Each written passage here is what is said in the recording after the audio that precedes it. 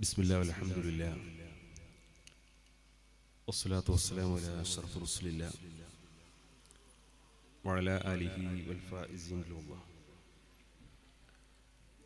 റബ്ബി ഇശ്റഹ് ലി സദ്രി വയസ്സിർ ലി അംരി വഹ്ലുൽ ഉഖ്ദതം മിൻ ലിസാനി യഫ്ഖഹു ഖൗലി. സുബ്ഹാനക ലാ ഇൽമ ലനാ ഇല്ലാ മാ അല്ലംതനാ ഇന്നക അൻതൽ അലീമുൽ ഹകീം. വേദിയിലെ സർവാദരണീയരായ പണ്ഡിത ശ്രേഷ്ഠരെ, ഈ വർഷത്തെ മനുഷ്യജാലികയുടെ സംഘാടക സമിതി ഭാരവാഹികൾ, ബഹുമാന്യരായ രക്ഷിതാക്കളെ, യുവജന വിദ്യാർത്ഥി സുഹൃത്തുക്കളെ, സഹോദരന്മാരെ, കഴിഞ്ഞ 18 വർഷമായി SKSSFന്റെ ആഭിമുഖ്യത്തിൽ മലയാളി സാന്നിധ്യമുള്ള എല്ലാ പ്രദേശങ്ങളിലും ഇന്ത്യയുടെ റിപ്പബ്ലിക് ദിനത്തിന്റെ സായാഹ്നത്തിൽ വളരെ ശ്രദ്ധേയമായ രീതിയിൽ ഇതുപോലെ മനുഷ്യജാലിക സംഘടിപ്പിച്ചു വരികയാണ്. വളരെ പ്രസക്തമായ ഒരു പ്രമേയം ഉയർത്തിപ്പിടിച്ചുകൊണ്ട് കേരളത്തിലെ സമസ്ത കേരള ജംഇയ്യത്തുൽ ഉലമയുടെ ഏറ്റവും പ്രധാനപ്പെട്ട ഒരു പോഷക ഘടകം ഒരു റാലിയും സമ്മേളനവും സംഘടിപ്പിക്കുന്നു എന്നതിനേക്കാളപ്പുറം വർത്തമാനകാലത്ത് ഒരു രാജ്യത്തിന്റെ ഭരണഘടന നിലവിൽ വന്ന ദിവസം ആ രാജ്യത്തെ ഏറ്റവും പ്രബല ന്യൂനപക്ഷമായ മുസ്ലിം സമൂഹത്തിന് എന്താണ് ഈ രാജ്യത്തോട്, രാജ്യത്തെ പൊതുസമൂഹത്തോട്, ഭരണാധികാരികളോട്, സ്വന്തം സമുദായത്തോട് പറയാനുള്ളത് എന്ന് കൃത്യമായി നിർവചിക്കുന്ന, വിശദീകരിക്കുന്ന, വ്യക്തമാക്കുന്ന ഒരു സവിശേഷമായ പരിപാടിയാണിത്. അത് ആ അർത്ഥത്തിൽ തന്നെ ഈ രാജ്യത്തെ പൊതുസമൂഹം ഉൾക്കൊണ്ടതുകൊണ്ടാണ് എല്ലാ വർഷവും മനുഷ്യജാലികക്ക് കൂടുതൽ പ്രസക്തി വർദ്ധിച്ചുകൊണ്ടിരിക്കുന്നത്. മനുഷ്യജാലിക തുടക്കം കുറിച്ച കാലത്ത് ഇതേ റിപ്പബ്ലിക് ദിനത്തിൽ മറ്റു പല സംഘടനകളും വിവിധ ആകർഷകമായ പേരുകൾ സ്വീകരിച്ചുകൊണ്ട് വളരെ വൈവിധ്യമാർന്ന പല പരിപാടികൾക്കും തുടക്കം കുറിച്ചിരുന്നു. പക്ഷെ അത്തരം പരിപാടികളൊക്കെ ഏതാനും വർഷങ്ങൾ പിന്നിട്ടപ്പോൾ അവസാനിച്ചുവെങ്കിലും ഓരോ വർഷവും ഈ റിപ്പബ്ലിക് ദിനത്തിൽ SKSSF സംഘടിപ്പിച്ചുകൊണ്ടിരിക്കുന്ന മനുഷ്യജാലിക അത് കൂടുതൽ ജനകീയമാകുന്നു, കൂടുതൽ സ്വീകാര്യത നേടിക്കൊണ്ടിരിക്കുന്നു, കൂടുതൽ ജനങ്ങൾക്കിടയിൽ അംഗീകാരം വർദ്ധിച്ചുകൊണ്ടിരിക്കുന്ന ഒരു കാഴ്ചയാണ്. അതുകൊണ്ട് ഈ മനുഷ്യജാലികയുമായി ബന്ധപ്പെട്ടുകൊണ്ട് ഒന്ന് രണ്ട് സുപ്രധാനമായ വിഷയങ്ങളിലേക്ക് നിങ്ങളുടെ ശ്രദ്ധ ക്ഷണിക്കാനാണ് ഈ അവസരം ഉപയോഗപ്പെടുത്തുന്നത്. ഇന്ത്യയുടെ ഭരണഘടന നിലവിൽ വന്നിട്ട് 75 വർഷം പൂർത്തീകരിച്ചിരിക്കുകയാണ്. ഈ 75 വർഷത്തിനിടയിൽ 106 തവണ നമ്മുടെ രാജ്യത്തിന്റെ ഭരണഘടന ഭേദഗതി ചെയ്തു. ഓരോ കാലഘട്ടത്തിലും സാഹചര്യങ്ങൾക്കനുസരിച്ചുകൊണ്ട് നമ്മുടെ രാജ്യത്തിന്റെ ഭാവി പുരോഗതി കണക്കാക്കിക്കൊണ്ട് വ്യത്യസ്തമായ വിഷയങ്ങളെ കേന്ദ്രീകരിച്ചുകൊണ്ട് ഈ രാജ്യത്തിന്റെ ഭരണഘടന ഭേദഗതി ചെയ്തുകൊണ്ടാണ് നമ്മുടെ രാജ്യം മുന്നോട്ട് പോകുന്നത്. മാത്രമല്ല, ഇന്ത്യയുടെ ഭരണഘടന എല്ലാ അർത്ഥത്തിലും അതൊരു മഹത്തായ ഭരണഘടനയാണ്. ലോക രാജ്യങ്ങൾക്കിടയിൽ കിടയറ്റ വിധം മികച്ചത് എന്ന് അഭിമാനത്തോടുകൂടി പറയാൻ സാധിക്കുന്ന ഒരു മഹത്തായ ഭരണഘടനക്കാണ് നമ്മുടെ രാഷ്ട്രശില്പികൾ രൂപം നൽകിയത്. ഇന്ന് രാജ്യത്തെ മുസ്ലിങ്ങൾക്ക് മാത്രമല്ല, രാജ്യത്തെ പിന്നാക്ക വിഭാഗങ്ങൾക്ക് മാത്രമല്ല, ഈ രാജ്യത്തെ എല്ലാ വിഭാഗം ആളുകൾക്കും വിശ്വസിക്കാവുന്ന, അവലംബിക്കാവുന്ന, ഒരത്താണിയായി കരുതാവുന്ന കാര്യമാണ്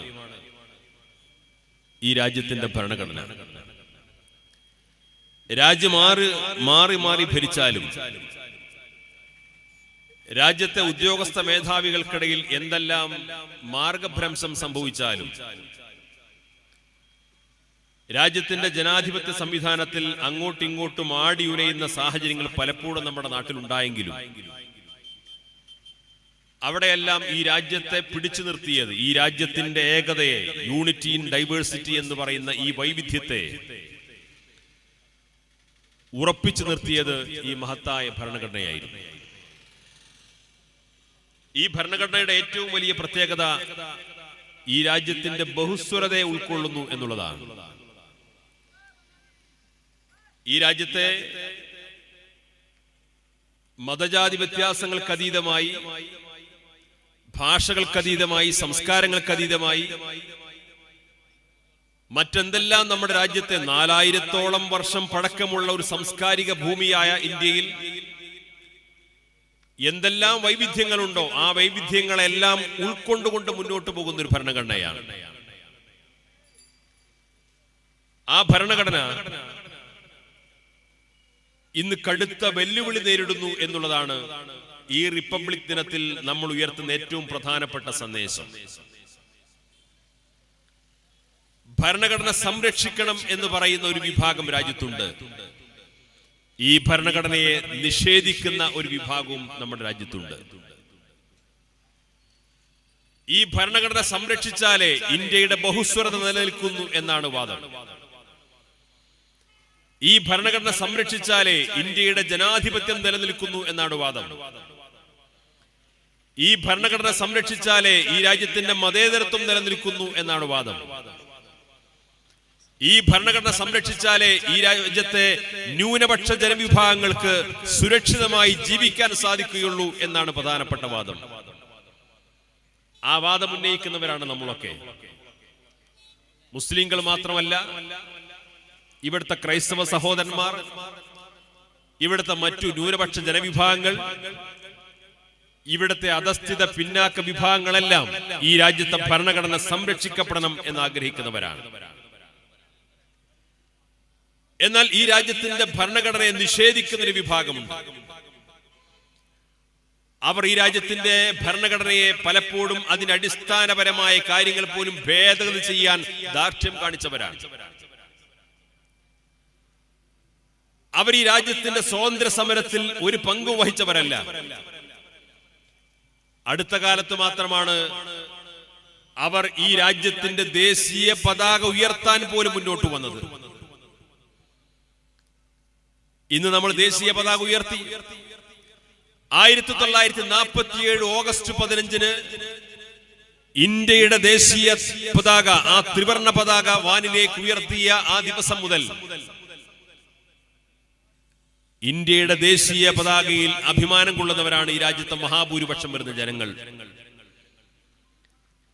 എന്നാൽ ഇന്ന് ഈ രാജ്യത്തിന്റെ ഭരണഘടനയെ നിഷേധിക്കുന്ന ആളുകൾ, ഈ ഭരണഘടനയെ പൊളിച്ചെഴുതാൻ ശ്രമിച്ചുകൊണ്ടിരിക്കുന്ന ആളുകൾ, ഈ ഭരണഘടനയുടെ അടിസ്ഥാനങ്ങളിൽ ഭേദഗതി വേണം എന്ന് വാദിക്കുന്ന ആളുകൾ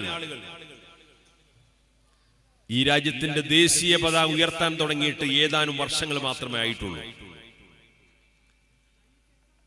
അവർ ഈ രാജ്യത്തിന്റെ സ്വാതന്ത്ര്യത്തെ പോലും അംഗീകരിക്കുന്നവരായിരുന്നില്ല.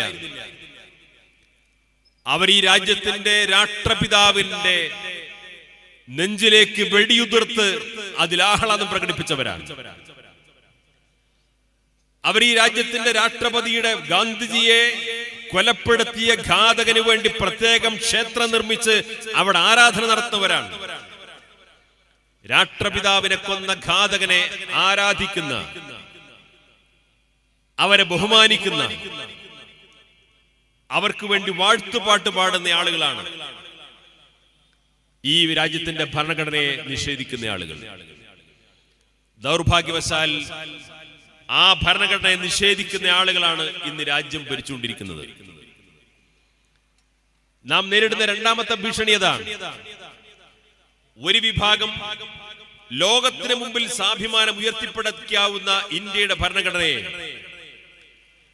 ആ ഭരണഘടനയെ ഈ രാജ്യത്തുള്ള ഒരു വിഭാഗം നിഷേധിക്കാൻ ശ്രമിച്ചുകൊണ്ടിരിക്കുന്നു. ആ ഭരണഘടനയെ നിഷേധിക്കാൻ ശ്രമിച്ചുകൊണ്ടിരിക്കുന്ന ആളുകൾ രാജ്യം ഭരിച്ചുകൊണ്ടിരിക്കുന്നു. അത് നമ്മൾ നേരിടുന്ന ഏറ്റവും വലിയ ഒരു ഭീഷണിയാണ്. ഈ ഭീഷണി ഇന്ത്യയിലെ മുസ്ലിങ്ങൾ നേരിടുന്ന ഭീഷണിയല്ല. ഈ ഭീഷണി ഇന്ത്യയിലെ ക്രിസ്ത്യാനികൾ നേരിടുന്ന ഭീഷണിയല്ല. ഈ ഭീഷണി ഇന്ത്യയിലെ ദലിത് പിന്നാക്ക വിഭാഗങ്ങൾ നേരിടുന്ന ഭീഷണിയല്ല. ഇന്ത്യ രാജ്യം നേരിടുന്ന ഭീഷണിയാണ്. ഇന്ത്യ രാജ്യം നേരിടുന്ന ഈ ഭീഷണിയെ ചെറുക്കാൻ, ഈ രാജ്യത്തിന്റെ ഭരണഘടനയെ സംരക്ഷിക്കാൻ, ഈ രാജ്യത്തിന്റെ ഭരണഘടനയെ സംരക്ഷിക്കണമെന്ന വാദമുള്ള ആളുകൾ രാജ്യത്തിന്റെ അധികാരത്തിലേക്ക് തിരിച്ചെത്താൻ അതിനാവശ്യമായ ബഹുസ്വരതയുടെ പശ്ചാത്തലം ഒരുക്കുക എന്നുള്ളതാണ് ഈ മനുഷ്യജാലിക നൽകുന്ന പ്രധാനപ്പെട്ട സന്ദേശം. ഈ സന്ദേശം മുസ്ലിങ്ങളോട് മാത്രമുള്ള സന്ദേശമല്ല. ഈ സന്ദേശം ഈ രാജ്യത്തെ മുഴുവൻ പൗരന്മാർക്കും നൽകുന്ന സന്ദേശമാണ്. ഈ സന്ദേശം ഈ രാജ്യം ഭരിച്ചുകൊണ്ടിരിക്കുന്ന ഭരണാധികാരികൾക്ക് നൽകുന്ന സന്ദേശമാണ്. കാരണം നമ്മുടെ മുമ്പിൽ വലിയൊരു ഉദാഹരണമുണ്ട്. 1947 നമ്മുടെ രാജ്യം സ്വതന്ത്രമായപ്പോ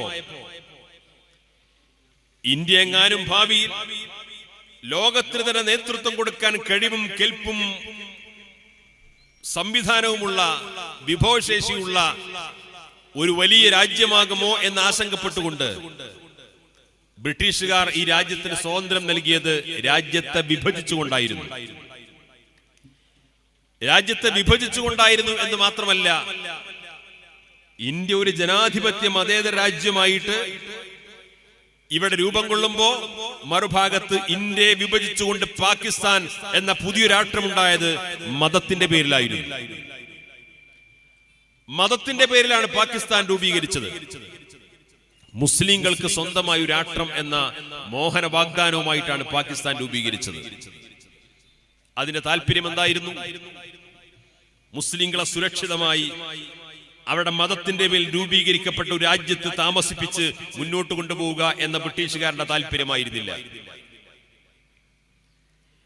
ഈ രാജ്യത്തെ ഹിന്ദുത്വവാദികൾ ഉയർത്തുന്ന ഹിന്ദുരാഷ്ട്രവാദവുമായിട്ട് ഈ രാജ്യത്തെ സംഘപരിവാർ ശക്തികൾ ഒരു ഭാഗത്ത് പ്രവർത്തിച്ചുകൊണ്ടിരിക്കുമ്പോ അതിന്റെ അതിർത്തി പ്രദേശത്ത് വിഭജിക്കപ്പെട്ട മതത്തിന്റെ പേരിൽ രൂപീകരിക്കപ്പെട്ട രാഷ്ട്രം ഉയർന്നു വന്നാൽ സ്വാഭാവികമായും ഇവിടെ എന്നും സംഘർഷമായിരിക്കും, അസമാധാനമായിരിക്കും. മതപരമായ വിദ്വേഷം വളർത്തിക്കൊണ്ട് ഈ രാജ്യത്തെന്നും സംഘർഷഭരിതമായ സാഹചര്യങ്ങൾ സൃഷ്ടിക്കപ്പെടും. അപ്പൊ രാജ്യത്ത് അസമാധാനം എല്ലാ കാലത്തും നിലനിൽക്കണമെന്ന് താല്പര്യപ്പെട്ട ആളുകളാണ് ഈ വിഭജനത്തിന്റെ പിന്നിൽ ചരട് വലിച്ചത്. ഞാൻ പറഞ്ഞു വന്നത്, പാകിസ്ഥാൻ മതത്തിന്റെ പേരിൽ രൂപീകരിച്ചു. ഇന്ത്യ മതത്തിന്റെ പേരിലല്ല സ്വതന്ത്രമായത്. എല്ലാ മതവിഭാഗങ്ങൾക്കും അവസര സമത്വം നൽകുന്ന, സാമൂഹ്യനീതി വാഗ്ദാനം ചെയ്യപ്പെടുന്ന, സ്വാതന്ത്ര്യം വാഗ്ദാനം ചെയ്യുന്ന ഒരു മഹത്തായ രാജ്യമായിട്ടാണ് ഇന്ത്യ നിലനിന്നത്. മുസ്ലിങ്ങൾക്ക് വേണ്ടി പാകിസ്ഥാൻ രൂപീകരിച്ചപ്പെടും. ആ രാജ്യത്തേക്ക് പോകാതെ ജനാധിപത്യ മതേതര ഇന്ത്യയിൽ നിലനിന്ന് ജീവിക്കാൻ താല്പര്യപ്പെട്ട 6 കോടി മുസ്ലിങ്ങൾ ഇന്ത്യയിൽ ഉണ്ടായിരുന്നു. 6 കോടി മുസ്ലിങ്ങൾ പാകിസ്ഥാനിലേക്ക് പോകാതെ ഇന്ത്യയിൽ ജീവിക്കാനും ഇവിടെ തന്നെ മരിക്കാനും താല്പര്യപ്പെട്ടു.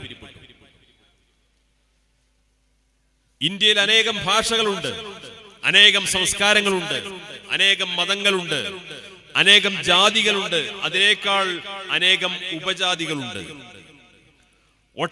ഒട്ടേറെ ഗോത്രങ്ങളുണ്ട്, ഗോത്ര സംസ്കാരങ്ങളുണ്ട്. ഇന്ത്യ ഒരിക്കലും ഏതെങ്കിലും ഒരു മതവിഭാഗത്തിന്റെ രാജ്യമാക്കി കാണാനോ അത് നടപ്പിലാക്കാനോ കഴിയില്ല. അത്രമേൽ വൈവിധ്യമാണ് ഇന്ത്യ. ഇന്ത്യയുടെ രാഷ്ട്രഭാഷയായിട്ട് ഹിന്ദിയെ പരിചയപ്പെടുത്താറുണ്ട്. നമുക്ക് വേണമെങ്കിൽ കുട്ടികളോട് ചോദിക്കാം, ഇന്ത്യയുടെ രാഷ്ട്രഭാഷ ഏതാണ്? വേണമെങ്കിൽ ഹിന്ദി എന്ന് മറുപടി പറയും. പക്ഷേ ഇന്ത്യയിലെ എല്ലാ സംസ്ഥാനങ്ങളിലും ഹിന്ദി ഭാഷയെ ഔദ്യോഗിക ഭാഷയായിട്ട് അടിച്ചേൽപ്പിക്കപ്പെട്ടിട്ടില്ല. കാരണം വ്യത്യസ്തമായ ഭാഷകൾ സംസാരിക്കുന്ന ഇന്ത്യയുടെ വ്യത്യസ്ത സംസ്ഥാനങ്ങളിലും പ്രദേശത്തുമുള്ള ആളുകൾക്ക് തദ്ദേശീയമായ ഭാഷകൾ ഭരണഭാഷയായിട്ട് ഉപയോഗിക്കുന്നുണ്ട്. അതിന്റെ കാരണം എന്താണ്? ഈ ഭാഷാ വൈവിധ്യങ്ങളെ അംഗീകരിക്കാൻ നമ്മുടെ രാജ്യം തയ്യാറായി എന്നുള്ളതാണ്. എന്നാൽ പാകിസ്ഥാൻ രൂപീകരിച്ചപ്പോ കിഴക്കൻ പാകിസ്ഥാനിൽ ബംഗാളി ഭാഷ സംസാരിക്കുന്നവരായിരുന്നു, പടിഞ്ഞാറൻ പാകിസ്ഥാനിൽ ഉറുദു സംസാരിക്കുന്നവരായിരുന്നു. കാലക്രമേണ പാകിസ്ഥാനിൽ തന്നെയുള്ള ബംഗാളി സംസാരിക്കുന്നവരും ഉറുദു സംസാരിക്കുന്നവരും തമ്മിൽ അവർക്കിടയിൽ സംഘർഷമുണ്ടായി, ഏറ്റുമുട്ടലുകളുണ്ടായി. ഭാഷാപരമായിട്ടുള്ള വിവേചനത്തിന്റെ പേരിൽ അവിടെ വലിയ പ്രശ്നങ്ങൾ ഉണ്ടായി. ആ പ്രശ്നങ്ങളുടെ ഒടുവിൽ ഭാഷാപരമായ വിവേചനത്തിന്റെ പേരിൽ, മതപരമായ വിവേചനമല്ല, വർഗീയമായ ചേരിതിരിവല്ല, മതത്തിന്റെ പേരിലുള്ള പ്രശ്നങ്ങളല്ല, ഭാഷാപരമായ വിവേചനത്തിന്റെ പേരിൽ പാകിസ്ഥാനിൽ രൂപപ്പെട്ട സംഘർഷമാണ് 1971 ബംഗ്ലാദേശ് എന്ന് പറയുന്ന ഒരു രാജ്യം രൂപീകരിക്കേണ്ട സാഹചര്യം ഉണ്ടായത്. പാകിസ്ഥാനിൽ നിന്ന് ബംഗ്ലാദേശ് വേർപെട്ടുകൊണ്ട് ബംഗാളി ഭാഷ സംസാരിച്ചിരുന്ന കിഴക്കൻ പാകിസ്ഥാനിലെ ആളുകൾ ബംഗ്ലാദേശ് എന്ന് പറയുന്ന രാജ്യം രൂപീകരിക്കുന്ന സാഹചര്യം വന്നു. ഭാഷാപരമായ വിവേചനത്തിന്റെ പേരിൽ പോലും രാജ്യം വിഭജിക്കപ്പെട്ടു എന്നുള്ളതാണ് നമ്മുടെ ചരിത്രം പറഞ്ഞിരുന്നത്. അവിടെയാണ് ഈ ഭാഷാ വൈവിധ്യങ്ങൾ അംഗീകരിക്കുന്ന ഒരു രാജ്യമായി ഇന്ത്യ ഇന്ന് നിലനിൽക്കുന്നത്. മതപരമായ വൈവിധ്യങ്ങളെ, സാംസ്കാരികമായ വൈവിധ്യങ്ങളെ, ഭാഷാപരമായ വൈവിധ്യങ്ങളെ, എല്ലാ വൈവിധ്യങ്ങളെയും ഇന്ത്യ അംഗീകരിക്കുന്നു എന്നുള്ളതാണ്. ഈ വൈവിധ്യങ്ങളെ അംഗീകരിക്കുന്നതിന്റെ മഹത്വം കിടക്കുന്നത് ഈ രാജ്യത്തിന്റെ ഭരണഘടനയിലാണ്. ഈ രാജ്യത്തിന്റെ ഭരണഘടനയിലാണ് അതിന്റെ മഹത്വം. കാരണം വൈവിധ്യങ്ങളെ ഉൾക്കൊള്ളുന്നു എന്നുള്ളതാണ്. നമ്മുടെ രാജ്യം ഇന്ന് ഭരണഘടന നിലവിൽ വന്നിട്ട് 75 വർഷമായെങ്കിൽ അമേരിക്കൻ ഭരണഘടന നിലവിൽ വന്ന് 75 വർഷമായ സമയത്താണ് അമേരിക്കയിൽ ആഭ്യന്തര യുദ്ധം പൊട്ടിപ്പുറപ്പെട്ടത്. അന്ന് അബ്രഹാം ലിങ്കൻ പറഞ്ഞത്, അമേരിക്കയിൽ ജനാധിപത്യം വന്നു എന്ന് അവകാശപ്പെട്ടുകൊണ്ട് കാര്യമില്ല, അമേരിക്കയിൽ പകുതി ആളുകൾക്ക് സ്വാതന്ത്ര്യവും പകുതി ആളുകൾക്ക് അടിമത്തവുമാണ്. ലോകത്തെ ഏറ്റവും വലിയ പുരോഗമന രാജ്യമാണല്ലോ. ലോകത്ത് നമ്മുടെ രാജ്യത്തിനൊക്കെ മുമ്പ് ജനാധിപത്യം വന്നു എന്ന് കൊട്ടിഘോഷിക്കപ്പെടുന്ന രാജ്യമാണല്ലോ. ആ അമേരിക്കയിലാണ് ഭരണഘടന നിലവിൽ വന്ന് 75 വർഷമായപ്പോഴേക്ക് ആ രാജ്യത്ത് ആഭ്യന്തര യുദ്ധം പൊട്ടിപ്പുറപ്പെടുന്നു. അതിന്റെ കാരണം അവിടത്തെ അടിമത്വത്തിനെതിരെ സമരം നയിച്ച അബ്രഹാം ലിങ്കൻ പറഞ്ഞത്, ഈ രാജ്യം ജനാധിപത്യം തിരിച്ചു വന്നു എന്ന് അവകാശപ്പെടുമ്പോഴും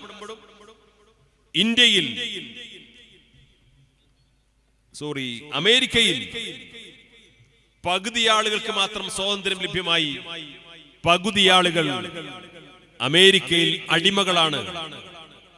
അതിന്റെ പേരിലാണ് അബ്രഹാം ലിങ്കന്റെ നേതൃത്വത്തിൽ അവിടെ അത്തരത്തിലുള്ള ഒരു വലിയ ആഭ്യന്തര യുദ്ധം പൊട്ടിപ്പുറപ്പെടുന്ന സാഹചര്യം ഉണ്ടായത്. പക്ഷേ ഇന്ത്യയിൽ അങ്ങനെ ആഭ്യന്തര യുദ്ധം പൊട്ടിപ്പുറപ്പെടേണ്ട സാഹചര്യമില്ലെന്ന് മാത്രമല്ല, ഈ രാജ്യത്തിന്റെ വൈവിധ്യങ്ങളെ സംരക്ഷിക്കാൻ, അതിന് കാവൽ നിൽക്കാൻ ഇപ്പോഴും ഈ ഭരണഘടനയുണ്ട് എന്നുള്ളത് നമ്മളൊക്കെ അഭിമാനത്തോടുകൂടി പറയുന്ന കാര്യമാണ്. അപ്പൊ നമ്മുടെ അയൽവാസിയായിട്ടുള്ള പാകിസ്ഥാൻ രൂപപ്പെട്ട സംഭവങ്ങൾ, ഇന്ന് ലോകത്തിന് നേതൃത്വം കൊടുക്കുന്നു എന്ന് പറയപ്പെടുന്ന അമേരിക്കയിൽ രൂപപ്പെട്ട സംഭവങ്ങൾ, അതിനൊക്കെ വെച്ച് നോക്കുമ്പോ ഇന്ത്യയെ സംബന്ധിച്ചിടത്തോളം ഈ ഭരണഘടന അതിന്റെ സമ്പൂർണമായ അർത്ഥത്തിൽ നിലനിൽക്കുന്നിടത്തോളം കാലം ഈ രാജ്യത്തെ എല്ലാ പൗരന്മാർക്കും സാമൂഹ്യ നീതി ലഭ്യമാകുന്ന അഭിമാനകരമായ ഒരു സന്ദർഭം ഇന്ന് നിലവിലുണ്ട്. പക്ഷേ ഈ ഭരണഘടനയെ വെല്ലുവിളിക്കാൻ, ഈ ഭരണഘടനയെ ഭേദഗതി ചെയ്യാൻ, ഈ ഭരണഘടനയെ അതിന്റെ അടിസ്ഥാന മൂല്യങ്ങൾ തകർത്തു കളയാൻ ഈ രാജ്യത്ത് ബോധപൂർവമായ ശ്രമങ്ങൾ നടന്നുകൊണ്ടിരിക്കുന്നുണ്ട്. ആ ശ്രമങ്ങൾക്കെതിരെ ജാഗ്രത പാലിക്കാൻ ഈ രാജ്യത്തെ എല്ലാ വിഭാഗം ജനങ്ങൾക്കും സാധ്യമാകണം. ഇന്ന് ഇന്ത്യ ഭരിച്ചുകൊണ്ടിരിക്കുന്നത് സംഘപരിവാറാണ്. ഇന്ത്യ ഭരിച്ചുകൊണ്ടിരിക്കുന്നത് BJP-യുടെ നേതൃത്വത്തിലുള്ള NDA മുന്നണിയാണ്. ആ BJP-യുടെ മാതൃസംഘടനയാണ് RSS. BJP-യുടെ മാതൃസംഘടനയാണ് RSS എന്ന് പറഞ്ഞാൽ രാജ്യം ഭരിച്ചുകൊണ്ടിരിക്കുന്നത് BJP-യാണ്. രാജ്യം ഭരിച്ചുകൊണ്ടിരിക്കുന്നത് RSS ആണ്. RSS-ന്റെ നാഗ്പൂരിൽ നിന്നുള്ള ഉപദേശ നിർദ്ദേശങ്ങൾക്കനുസരിച്ചുകൊണ്ടാണ് നരേന്ദ്രമോദി രാജ്യം ഭരിച്ചുകൊണ്ടിരിക്കുന്നത്. ആ RSS-ന്റെ തലവൻ മോഹൻ ഭഗവത് ഏതാനും ദിവസങ്ങൾക്ക് മുമ്പ് നടത്തിയ ഒരു പത്രപ്രസ്താവനയുണ്ട്. നമ്മളൊക്കെ ആ വാർത്ത വായിച്ചു.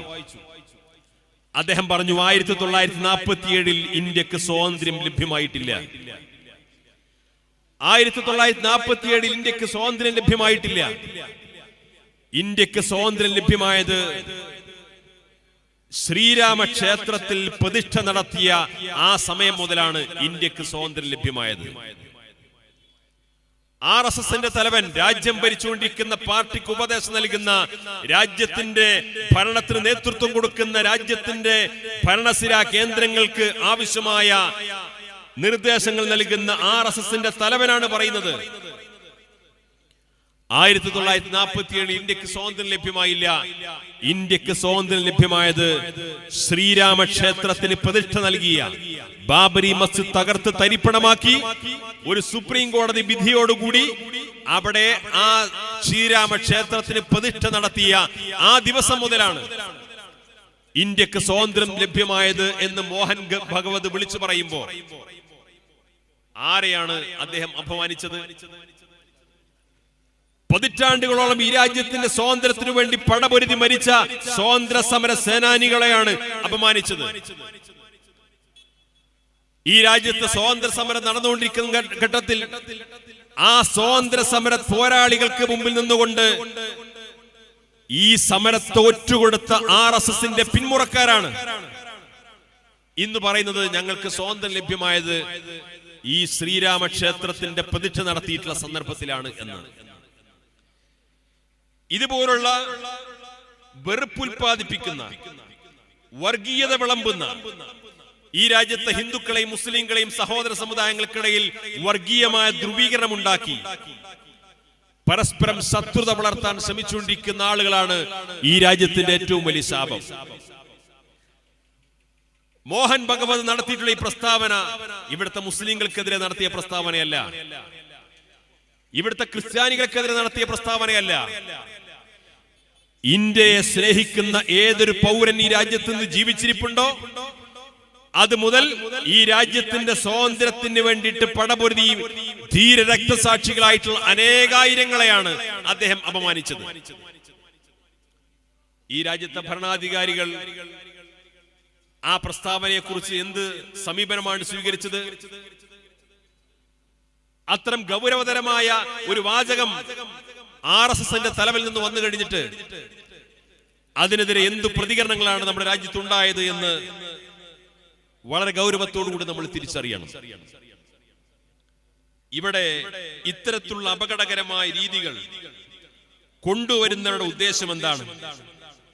നിരന്തരമായി വെറുപ്പുൽപാദിപ്പിക്കുക. ഈ രാജ്യത്തെ ഹിന്ദുക്കൾക്കിടയിൽ, മുസ്ലിങ്ങൾക്കിടയിൽ, ക്രിസ്ത്യാനികൾക്കിടയിൽ, മതവിഭാഗങ്ങൾക്കിടയിൽ ന്യൂനപക്ഷങ്ങളും ഭൂരിപക്ഷങ്ങളും തമ്മിൽ അവർക്കിടയിൽ വലിയ തോതിലുള്ള ശത്രുത ഉണ്ടാക്കുക. ഈ ശത്രുത വർഗീയമായ മതപരമായ ധ്രുവീകരണത്തിലേക്ക് നയിക്കും. ആ മതപരമായ ധ്രുവീകരണത്തെ ചൂണ്ടിക്കാണിച്ചുകൊണ്ട് വലിയ തോതിൽ രാജ്യത്ത് അപകടകരമായിട്ടുള്ള ചില സാഹചര്യങ്ങൾ സൃഷ്ടിക്കപ്പെടും.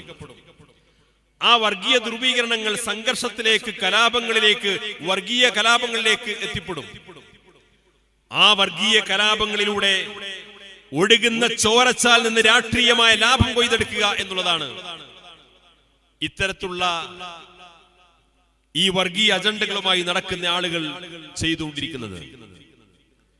ഇവിടെ നമ്മൾ ആലോചിക്കേണ്ടത്, ഈ ഭരണഘടന സംരക്ഷിക്കേണ്ട, ഭരണഘടന നിലനിർത്തേണ്ട ഉത്തരവാദിത്വവും ബാധ്യതയും ഇവിടുത്തെ ഭരണകൂടങ്ങൾക്കും രാജ്യത്തെ ജനങ്ങൾക്കും ഒക്കെ ഉണ്ടെങ്കിൽ പോലും നമ്മളെപ്പോലെയുള്ള സാധാരണക്കാർ, ഈ രാജ്യത്ത് നീതി നിഷേധിക്കപ്പെട്ടവർ, ഈ രാജ്യത്തെ സാധാരണക്കാർ അവസാനം അവലംബമായി കാണുന്നത്, അത്താണിയായി കാണുന്നത് ഈ രാജ്യത്തിന്റെ ജുഡീഷ്യറിയെയാണ്.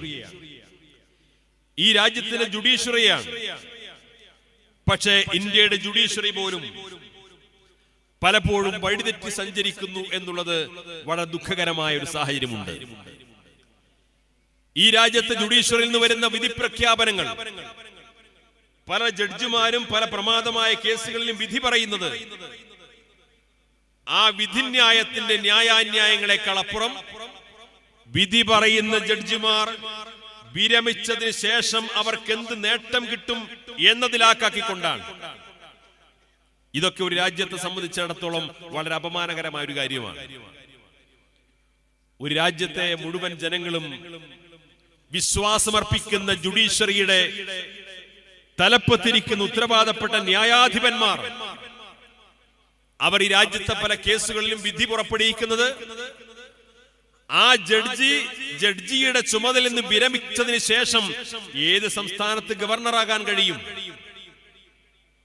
ഏത് ഉന്നതമായ പദവികൾ തനിക്ക് ലഭിക്കും, ആ തന്റെ വ്യക്തിപരമായ ലാഭങ്ങൾ കണ്ടുകൊണ്ടാണ് പല ജഡ്ജിമാരും ഇന്ന് വിധി പ്രഖ്യാപനങ്ങൾ നടത്തിക്കൊണ്ടിരിക്കുന്നത്. അതുകൊണ്ട് അത്തരം വിധി പ്രഖ്യാപനങ്ങൾ നടത്തുന്ന ജഡ്ജിമാർ നമ്മുടെ രാജ്യത്തിന്റെ ജുഡീഷ്യറിക്ക് അപമാനമാണ്. ഒരു രാജ്യത്തിന്റെ ഭരണഘടന നിലവിൽ വന്ന റിപ്പബ്ലിക് ദിനത്തിൽ രാജ്യത്തിന്റെ റിപ്പബ്ലിക്കിന്റെ സന്ദേശവുമായിട്ട് പരസ്പരം നമ്മുടെ ചിന്തകൾ കൈമാറുമ്പോൾ ആ ഭരണഘടനയെ സംരക്ഷിക്കാൻ ബാധ്യസ്ഥരായ, ഭരണഘടന മുന്നിൽ വെച്ചുകൊണ്ട് ന്യായാന്യായങ്ങൾ തിരിച്ചറിഞ്ഞുകൊണ്ട് വിധിന്യായം പുറപ്പെടുവിപ്പിക്കേണ്ട ന്യായാധിപന്മാർ വ്യക്തിപരമായ തങ്ങളുടെ ലാഭനഷ്ടങ്ങൾക്കനുസരിച്ചുകൊണ്ട് വിധിന്യായങ്ങൾ പുറപ്പെടുവിക്കുന്ന സാഹചര്യമുണ്ട് എന്ന് പറഞ്ഞാൽ ഒരു ഹിന്ദുത്വ രാഷ്ട്രം എന്ന് പറയുന്ന സംഘപരിവാറിന്റെ സ്വപ്നത്തിലേക്ക് ഈ രാജ്യത്തെ അടുപ്പിക്കാനുള്ള ശ്രമമാണ് ഇതിലൂടെ നമ്മൾ കാണേണ്ടത്. അയോധ്യ വിധി പോലും, ബാബരി മസ്ജിദുമായി ബന്ധപ്പെട്ട ആ കേസിന്റെ വിധി പറഞ്ഞ വിധിന്യായം പോലും ഇന്ത്യയിലെ പ്രമുഖരായ ഭരണഘടനാ വിദഗ്ധന്മാർ ആ വിധിന്യായത്തെ കുറിച്ച് പറഞ്ഞ വാചകം ഇതൊരു തിയോക്രാറ്റിക് ജഡ്ജിംഗ് ആണെന്നാണ്. മതപരമായ സ്വാധീനമുള്ള, മതപരമായ താല്പര്യമുള്ള, മതപരമായ താല്പര്യങ്ങൾ അടക്കി വെച്ചുകൊണ്ടുള്ള വിധിന്യായങ്ങളാണ് പലപ്പോഴും പുറപ്പെടുവിച്ചിട്ടുള്ളത്. ബാബരി മസ്ജിദുമായി ബന്ധപ്പെട്ട വിധി പുറത്തു വന്നു. രാജ്യത്തിന് സമാധാനം കാംക്ഷിച്ചുകൊണ്ട്, രാജ്യത്ത് അതിന്റെ പേരിൽ പിന്നീട് മുതലെടുപ്പിനും രാഷ്ട്രീയമായ ലാഭത്തിനും ഇവിടുത്തെ തീവ്ര വർഗീയ കക്ഷികൾ ശ്രമം നടത്തരുത് എന്ന താല്പര്യം മുൻനിർത്തിക്കൊണ്ട് പലപ്പോഴും നമ്മുടെ രാജ്യത്തെ ന്യൂനപക്ഷങ്ങളോ മുസ്ലിങ്ങളോ ഇവിടുത്തെ സമാധാന കാംക്ഷികളായ ആരും ആ വിധിന്യായത്തിനെതിരായിട്ടൊന്നും സംസാരിച്ചില്ല. 450 വർഷക്കാലം പരിശുദ്ധ നിസ്കാരം നിർവഹിച്ച ആ വിശുദ്ധമായ മസ്ജിദിനെ കുറിച്ച് ആ വിധിന്യായത്തിൽ പറഞ്ഞത് ഏറ്റവും പ്രധാനപ്പെട്ട 2-3 കാര്യങ്ങളാണ്.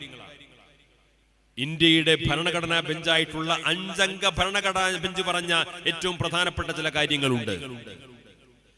ബാബരി മസ്ജിദ് നിലനിന്ന സ്ഥലത്ത് രാമക്ഷേത്രം ഉണ്ടായിരുന്നു എന്ന് തെളിയിക്കാൻ സാധിച്ചിട്ടില്ല.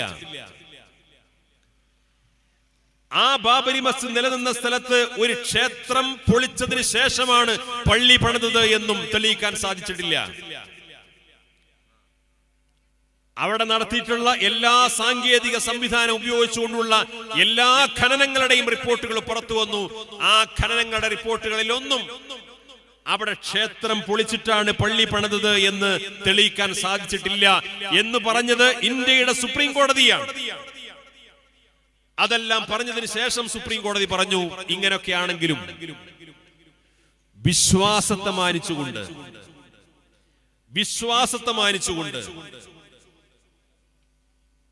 സാങ്കേതികമായ തെളിവുകളെതിരാണ്. ആർക്കിയോളജിയുടെ ഡിപ്പാർട്ട്മെന്റിന്റെ ഖനനത്തിന്റെ തെളിവുകളെതിരാണ്. ചരിത്രത്തിന്റെ തെളിവുകളെതിരാണ്. അവകാശവാദം ഉന്നയിക്കുന്ന ആളുകൾ എന്തെല്ലാം തെളിവുകൾ നിരത്തിയോ ആ തെളിവുകളെല്ലാം അവരുടെ വാദത്തിനെതിരാണ്. എന്നിട്ടും സുപ്രീം കോടതി പറഞ്ഞത് അവിടെ ക്ഷേത്രം തകർത്തതിന് തെളിവില്ല, ക്ഷേത്രം ഉണ്ടായിരുന്നു എന്നതിന് തെളിവില്ല, ക്ഷേത്രം തകർത്തിട്ടാണ് പള്ളി നിർമ്മിച്ചത് എന്നതിന് തെളിവില്ല. എങ്കിലും വിശ്വാസത്തെ മാനിച്ചുകൊണ്ട്, ഇവിടുത്തെ ഭൂരിപക്ഷത്തിന്റെ വിശ്വാസത്തെ മാനിച്ചുകൊണ്ട് ആ പള്ളി നിന്ന സ്ഥലത്ത് ശ്രീരാമക്ഷേത്രം പണിയാൻ അനുമതി നൽകുന്നു. മുസ്ലിങ്ങൾക്ക് വേണ്ടി തൊട്ടപ്പുറത്ത് 5 ഏക്കർ ഭൂമി വാങ്ങി അവിടെ പള്ളി നിർമ്മിക്കാൻ നിർദ്ദേശം നൽകുന്നു. നിങ്ങൾ ആലോചിക്കണം, ഇവിടെ പല ഭരണഘടനാ വിദഗ്ധന്മാരും പറഞ്ഞതുപോലെ ഒരു ഹിന്ദുത്വ രാഷ്ട്രത്തിലേക്കുള്ള ദിശ തിരിച്ചുവെക്കുന്ന അപകടകരമായ വിധിന്യായം നമ്മുടെ രാജ്യത്ത് വന്നു. എന്ത് സമീപനമാണ് ഈ രാജ്യത്തെ മുസ്ലിങ്ങൾ അതിനോട് സ്വീകരിച്ചത്? അതിനെതിരെ പ്രതിഷേധം ഉയർന്നില്ല, അതിനെതിരെ ബഹളമുണ്ടായില്ല, കലാപങ്ങളുണ്ടായില്ല, സംഘർഷമുണ്ടായില്ല. ഇതൊരു സമുദായത്തിന്റെ ദൗർബല്യമല്ല, അതിനേക്കാൾ അപ്പുറം അത്തരം ഒരു രാഷ്ട്രീയമായ ആയുധം ഉയർത്തിപ്പിടിച്ചുകൊണ്ട് ഇനി ഇവിടെ ഒരു സംഘർഷത്തിന് ഇവിടുത്തെ ഈ വിദ്വേഷ രാഷ്ട്രീയത്തിന്റെ വാക്താക്കൾക്ക് പഴുതു കൊടുക്കരുത് എന്ന താല്പര്യം കൊണ്ടാണ് ആ സമീപനം സ്വീകരിച്ചത്. മാത്രമല്ല, ആ വിധിന്യായത്തിൽ തന്നെ പറഞ്ഞ പ്രധാനപ്പെട്ട ഒരു കാര്യമുണ്ടായിരുന്നു. 1991 നമ്മുടെ രാജ്യത്ത് നിലവിൽ വന്ന ആരാധനാലയ സംരക്ഷണ നിയമമുണ്ട്. ആ ആരാധനാലയ സംരക്ഷണ നിയമം പറയുന്നത് എന്താണ്? മുസ്ലിങ്ങളുടെ കാര്യത്തിൽ മാത്രമല്ല, ഈ രാജ്യത്തുള്ള ഏതെല്ലാം മതവിഭാഗത്തിന്റെ ഏതെല്ലാം ആരാധനാലയങ്ങളുണ്ടോ ആ ആരാധനാലയങ്ങളെല്ലാം 1947 ഓഗസ്റ്റ് 15 ആരുടെ കൈവശമാണുള്ളത്? അവർക്കാണ് അതിന്റെ ഉടമസ്ഥാവകാശം. അവർക്കാണ് അതിന്റെ ഉടമസ്ഥാവകാശം. ബാബരി മസ്ജിദ് ഒഴികെ, ബാബരി മസ്ജിദ് ഒഴികെ രാജ്യത്ത് ഏതെല്ലാം മതവിഭാഗത്തിന്റെ കൈവശം സൂക്ഷിക്കുന്ന ആരാധനാലയങ്ങളുണ്ടോ ആ ആരാധനാലയങ്ങൾ 1947 ഓഗസ്റ്റ് 15 ആരുടെ കൈവശമാണുള്ളത്? ആ മതവിഭാഗത്തിന്റെ, ആ ജനവിഭാഗത്തിന്റെ ഉടമസ്ഥാവകാശത്തിൽ തന്നെയാണ് ഈ ആരാധനാലയങ്ങൾ നിലനിർത്തേണ്ടത്. അതാണ് 1991 പാസാക്കപ്പെട്ട ആരാധനാലയ സംരക്ഷണ നിയമം. ബാബരി മസ്ജിദ് വിധിയോട് എതിരായി പ്രതികരിക്കാത്തതിന്റെ പ്രധാനപ്പെട്ട ഒരു കാരണം അതായിരുന്നു. ഏതായാലും ബാബരി മസ്ജിദുമായി ബന്ധപ്പെട്ടുകൊണ്ട് പതിറ്റാണ്ടുകളോളം രാജ്യത്ത് സംഘർഷമുണ്ടാക്കി, കലാപങ്ങളുണ്ടാക്കി, വർഗീയമായ കോലാഹലങ്ങളുണ്ടാക്കി, അനവധി പേർ കൊല്ലപ്പെടുന്ന സാഹചര്യമുണ്ടായി. പക്ഷേ ഈ വിധിന്യായത്തോടുകൂടി ഈ ബാബരി മസ്ജിദുമായി ബന്ധപ്പെട്ട വിഷയം അവസാനിക്കുമെങ്കിൽ ഇനി ആരാധനാലയ സംരക്ഷണ നിയമം ഉള്ള സമയത്തുള്ള ഒരു സാഹചര്യം കൊണ്ട് മറ്റൊരു പള്ളിക്ക് മേൽ ഇനി ഒരിക്കലും സംഘപരിവാറിന് വിരൽ ചൂണ്ടാൻ അവസരമുണ്ടാകില്ല. കാരണം ഭരണഘടന സുരക്ഷിതമാണ്. ആ ഭരണഘടന നിലനിൽക്കുന്നിടത്തോളം കാലം ആരാധനാലയ നിയമം സംരക്ഷിക്കപ്പെടും. ആരാധനാലയ നിയമം സംരക്ഷിക്കപ്പെടുന്നിടത്തോളം കാലം ഇനി രണ്ടാമതൊരു പള്ളിക്ക് നേരെ ഇവിടെ ആർക്കും വിരൽ ചൂണ്ടാൻ അവകാശമുണ്ടായിരിക്കില്ല എന്ന ആത്മവിശ്വാസത്തിലാണ് ഈ രാജ്യത്തെ മുസ്ലിം സമൂഹം മുന്നോട്ട് പോയത്. പക്ഷെ ദൗർഭാഗ്യവശാൽ ഈ ആരാധനാലയ നിയമം അതേപോലെ നിലനിൽക്കുന്ന ഈ രാജ്യത്താണ് ഗ്യാൻവാബി മസ്ജിദിന് നേരെ, സമ്പൽ മസ്ജിദിന് നേരെ, സമാനമായ പല പള്ളികൾക്ക് നേരെ, അജ്മീർ ഖാജയുടെ ദർഗക്ക് നേരെ പോലും പുതിയ അവകാശവാദങ്ങളുമായിട്ട് സംഘപരിവാർ പിന്നീട് രംഗത്ത് വന്നത്. ഇങ്ങനെ രംഗത്ത് വന്ന സമയത്ത് ആരാധനാലയ സംരക്ഷണ നിയമത്തിന്റെ പരിധിയിൽ നിന്നുകൊണ്ട് ഇത്തരത്തിലുള്ള അവകാശവാദങ്ങളെ മുഴുവൻ തടയിടണമെന്ന് ആവശ്യപ്പെട്ടുകൊണ്ട് ഇന്ത്യയുടെ സുപ്രീം കോടതിയെ സമീപിച്ച വിവിധ സംഘടനകളിൽ ഏറ്റവും പ്രധാനപ്പെട്ട കേരളത്തിൽ നിന്നുള്ള ഒരു സംഘടന സമസ്ത കേരള ജംഇയ്യത്തുലമയായിരുന്നു എന്ന് സാന്ദർഭികമായി ഇവിടെ സൂചിപ്പിക്കുകയാണ്. ആ ആരാധനാലയ സംരക്ഷണ നിയമം ഇവിടെ നിലനിർത്തിക്കൊണ്ട് ഇനി മറ്റൊരു പള്ളിക്ക് നേരെ വിരൽ ചൂണ്ടാൻ അവകാശം കൊടുക്കാത്ത വിധം എല്ലാ ആരാധനാലയങ്ങളും, മുസ്ലിങ്ങളുടേത് മാത്രമല്ല എല്ലാ മതവിഭാഗങ്ങളുടെയും ആരാധനാലയങ്ങൾ നമ്മുടെ രാജ്യത്ത് സംരക്ഷിക്കപ്പെടണം എന്നാവശ്യപ്പെട്ടുകൊണ്ട് സമസ്ത കേരള ജംഇയ്യത്തുൽ ഉലമ സുപ്രീം കോടതിയെ സമീപിച്ചു. മുസ്ലിം ലീഗ് സുപ്രീം കോടതിയെ സമീപിച്ചു. ഇന്ത്യയിലെ പല മുസ്ലിം സംഘടനകളും സുപ്രീം കോടതിയെ സമീപിച്ചു. ആ ഹർജികളെല്ലാം പരിഗണിച്ചുകൊണ്ട് താൽക്കാലത്തേക്കെങ്കിലും അത്തരത്തിലുള്ള അവകാശവാദങ്ങളെ ഒന്ന് സ്റ്റേ ചെയ്യാൻ നമ്മുടെ രാജ്യത്തിന്റെ സുപ്രീം കോടതി സന്നദ്ധമായിട്ടുണ്ട്. പക്ഷെ നാം തിരിച്ചറിയേണ്ടത്, ആരാധനാലയ സംരക്ഷണ നിയമം നമ്മുടെ രാജ്യത്തുണ്ടായിരിക്കെ ഈ രാജ്യത്ത് വീണ്ടും ഒരു ഹിന്ദു മുസ്ലിം സംഘർഷത്തിലേക്ക്, കലാപങ്ങളിലേക്ക് രാജ്യത്ത് തിരിച്ചുവിട്ടുകൊണ്ട് അടുത്ത പാർലമെന്റ് തെരഞ്ഞെടുപ്പാകുമ്പോഴേക്ക്, വിവിധ സംസ്ഥാനങ്ങളിൽ നടക്കാനിരിക്കുന്ന തെരഞ്ഞെടുപ്പുകളാകുമ്പോഴേക്ക് വീണ്ടും ഈ രാജ്യത്ത് ഹിന്ദുക്കളെയും മുസ്ലിങ്ങളെയും തമ്മിലടിപ്പിക്കാൻ വേണ്ടിയിട്ടുള്ള വർഗീയമായ അജണ്ടകളോടുകൂടി സംഘപരിവാർ ഇവിടെ രംഗത്ത് വന്നുകൊണ്ടിരിക്കുന്നു എന്ന് നാം ഗൗരവത്തോടുകൂടി തിരിച്ചറിയേണ്ട ഒരു കാര്യമാണ്. അത് വളരെ വളരെ അപകടകരമായ രീതിയിലേക്ക് ഈ സംഭവത്തെ കൊണ്ടെത്തിക്കാനാണ് ഇവിടെ ശ്രമങ്ങൾ നടന്നുകൊണ്ടിരിക്കുന്നത്.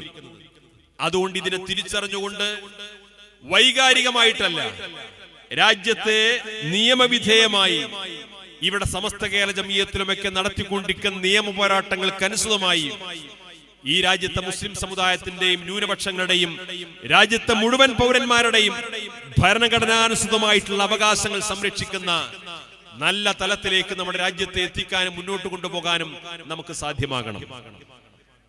ഖാജ മൊഈനുദ്ദീൻ ചിശ്തി അജ്മീരി ഖദ്ദസല്ലാഹു സിർറഹുൽ അസീസ് ഇന്ത്യയിലെ മുസ്ലിങ്ങളുടെ മാത്രമല്ല, ഇന്ത്യയിലെ ഹിന്ദുക്കളുടെ മാത്രമല്ല, ഇന്ത്യക്കാരുടെ മാത്രമല്ല, അയൽ രാജ്യങ്ങളിൽ നിന്ന് പോലും അജ്മീർ ഖാജയുടെ ദർഗ സിയാറത്ത് ചെയ്യുന്ന ആളുകൾ, ലക്ഷക്കണക്കിന് ആളുകളുണ്ട്.